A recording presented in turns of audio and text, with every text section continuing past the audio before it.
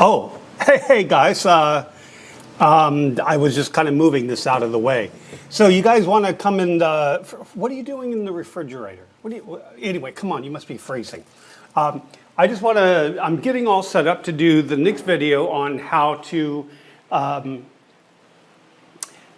make things with cashews at dinner. And I want to join me with that. I got a bunch of all the fixings here. This is kind of behind the scenes. I've got some pasta going there, and you can see my camera and light set up. I'm using a Canon 720 for the main shot, and then this is my GoPro, and then I mic everything through a separate microphone right here, so I can have consistent sound no matter which camera I'm shooting from. And then that you just edit the whole mess in a studio, a digital studio on your computer. So anyway, that's it. Why don't we get started, okay? See you soon.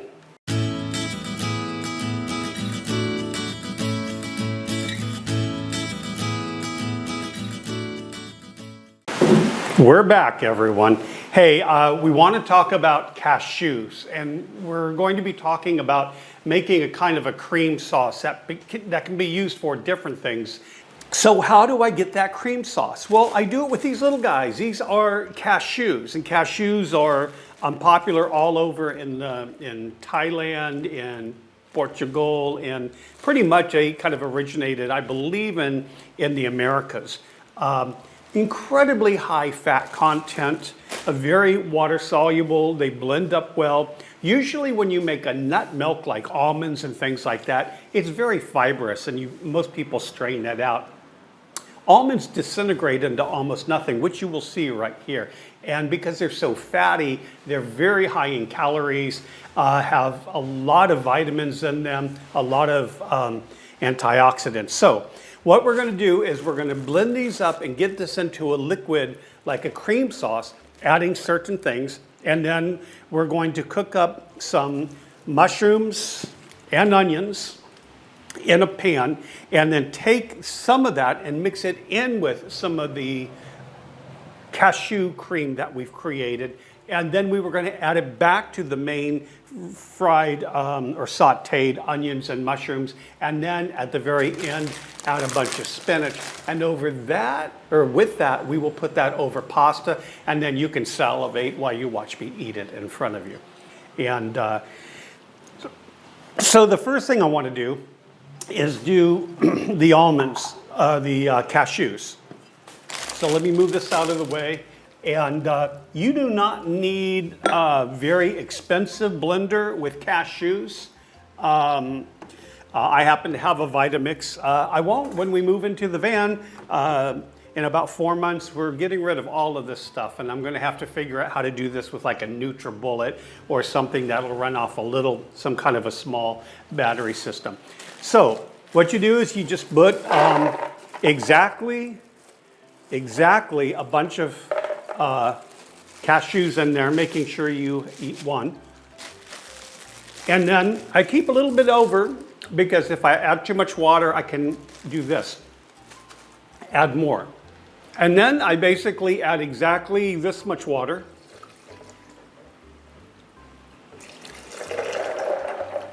I'm going to start off with about that much and see how that goes. And then, as they say in Alabama, we just blend this sucker up. Let me make sure it's not too high. Off.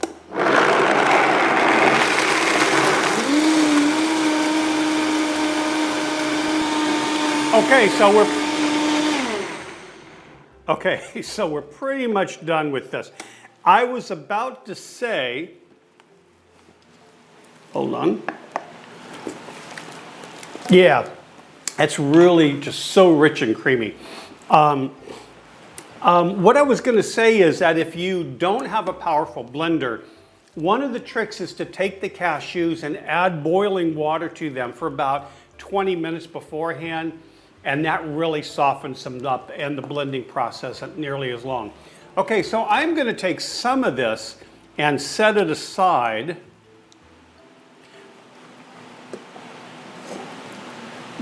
Mainly because I'm going to want to make a cheese with it, and we're going to see how that turns out too. I haven't done it with agar, and we'll talk about it later. I've done it with tapioca, but I wanted to make something a little firm, so we're going to experiment with that. But right now, I'm going to set this aside with the stuff for the cheese while we get everything else going. Okay, so we've got the cashew cream in here. You can't see it, but it's very thick and creamy. And then I'm going to throw in, I've got a bunch of peeled garlic here. I'm not going to do a lot, but I'm going to do probably 1.5 big pieces. And just, I'm going to blend that in there real quick.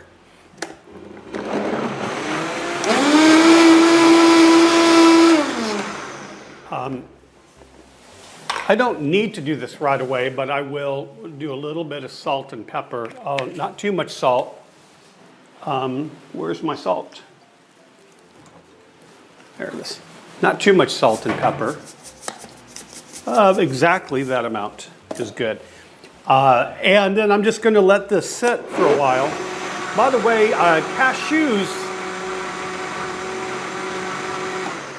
cashews have a pretty interesting property to them. The little part that they're attached to, or that fruit, is called an apple.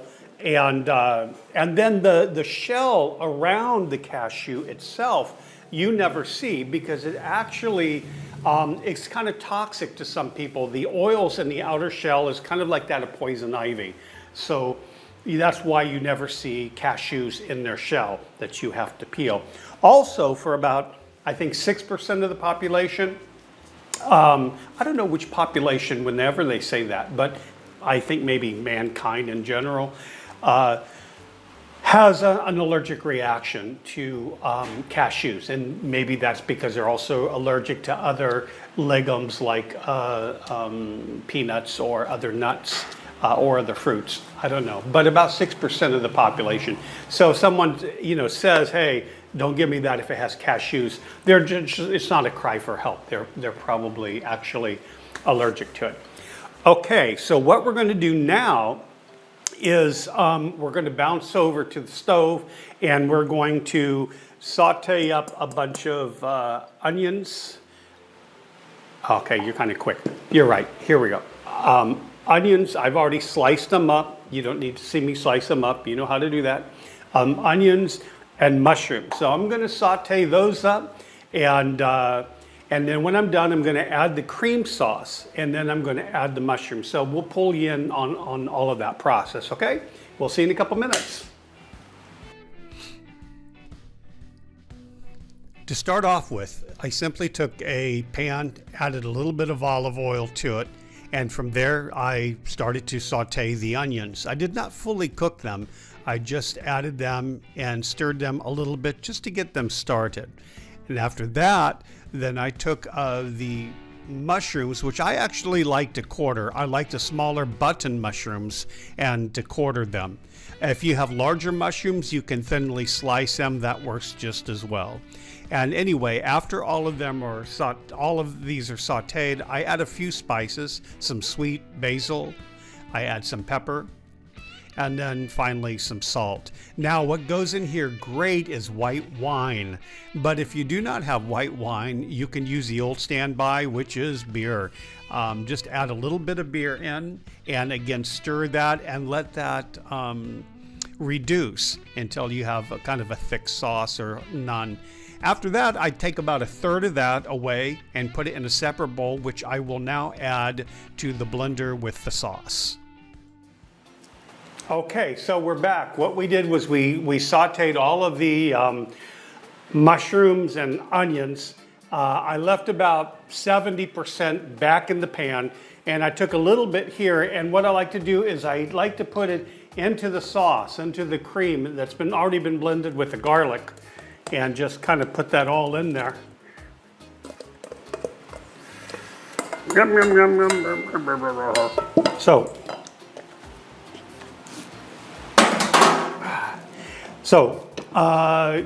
And then we just kind of blend this all up, and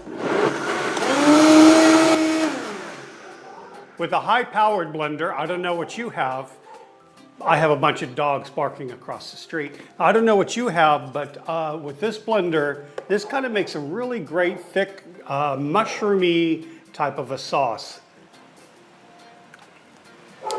Oh, that's perfect, perfect, perfect, perfect. Okay, so now what we're gonna do is go back onto the pan and I'll show you how you do the spinach, and then we'll add this, or we'll add the sauce, then we'll add the spinach, cook it down, put it on pasta, and then we're done with that, and then we will try to make some of the cheese, okay? See you in a minute.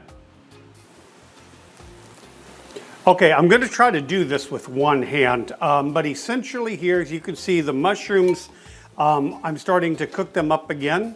Remember, about 30% of these mushrooms, I actually added into the sauce. So what I want to do now is add all of this sauce in here. Most of it. The rest of it I'll do something with. But for the sake of time, that's what I'll do. And then I'll get that heating. And while it's starting to heat, believe it or not, probably the secret ingredient, which really makes this cool, and would be the spinach. So I have some spinach here, and I'm just going to add spinach. There, I have added all of the spinach. Now that may seem like a lot of spinach, but it actually wilts down to next to nothing. So it will wilt down, and if you want to expedite that process, you can put a lid on it. That will be colloquialism number one for my arena to figure out. Put a lid on it. Okay, so we're going to let this cook down just a little bit. And once it's done, it's basically ready to go on top of some pasta. And so what we'll do is we will come back in a second when it's almost done and wilted, and I'll show you how to, well, I'll do it now, what the heck, it's getting warm. It starts to lose its volume as it gets hot. Then when you start putting the hot liquid on, be sure to splatter as much as you can on the stove to make your spouse very upset with you. I'm extremely talented at that. And don't worry about this actually soaking up water. It actually lets out water because the spinach is loaded with moisture. And so it's just going to fit in here just perfectly. Okay? And if it is too thick, remember, you can always add a little bit of water to it. But first, don't add water yet, no matter how thick it looks like, until you get the spinach wilted. Because again, you don't want the sauce too watery. That would be the thing. But you see how this is reducing in size? And it's going to do a lot more. Yeah, I know for people who aren't used to something like this, that are on a Burger King diet, this may look really gross. I understand that. I was on a Burger King diet for many years. But trust me, man, this is really, really good. High in protein. And by the way, all these people that say you have to have protein to survive, I'd like somebody to go ahead and in the comments, if they believe that, could you cite where the statistics on how many people die from a protein deficiency? I would like to know that information because I don't see it very often. We certainly get enough protein, and green vegetables are a great way to do that. Don't get me wrong, so is a diced chicken in a salad, if that's what you like too, but it's not mandatory. Meat is not mandatory for the diet. So as you can see, this is coming together quite well, and it's pretty much ready to go, believe it or not. It depends on how wilted you like your spinach, but that is, if you feel that's a little bit too thick, we'll just experiment. You can add a little bit of water to it, and it can always cook down, but you know, I wouldn't add too much. But if it's a little bit too thick as a sauce, yeah, just add water, and I think that actually is doing quite well for it. So, all right, that's it. I'm going to get the camera ready to plate up, and we'll put this on a plate with some pasta, and then come back and work on some of this faux cheese.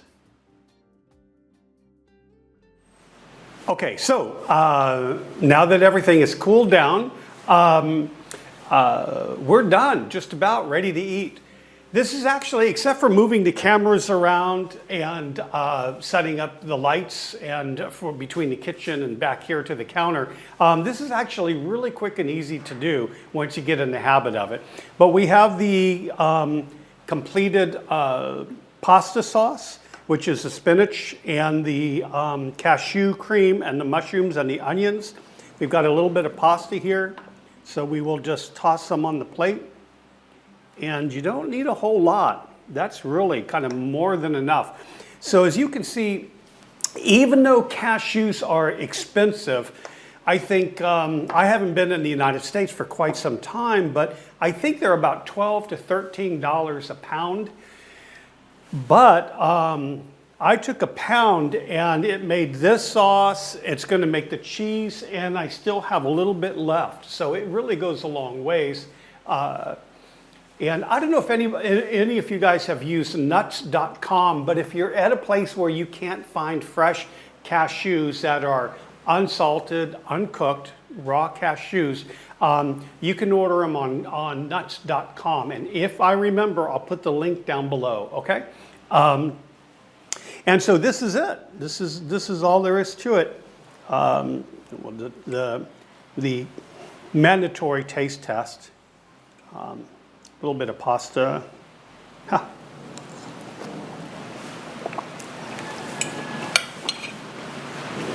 You know what?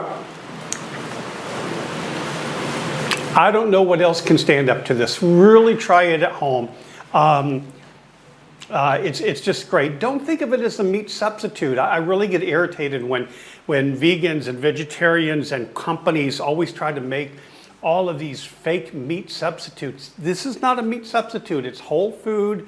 It's vegetables and nuts, and it's great. So give it a try. You know what's really good on it actually is I like some sunflower seeds to give it just a little bit different of a texture. You can also experiment with this by putting other spices in it, maybe more basil or thyme, fennel. So maybe kind of a sausagey type of a flavor, just a little hint of it, a little bit of that fennel in there might be good too. So give that a try, okay? So that's it for now, and now we're gonna jump over and work on the cheese after I finish eating this. Ciao, Bella.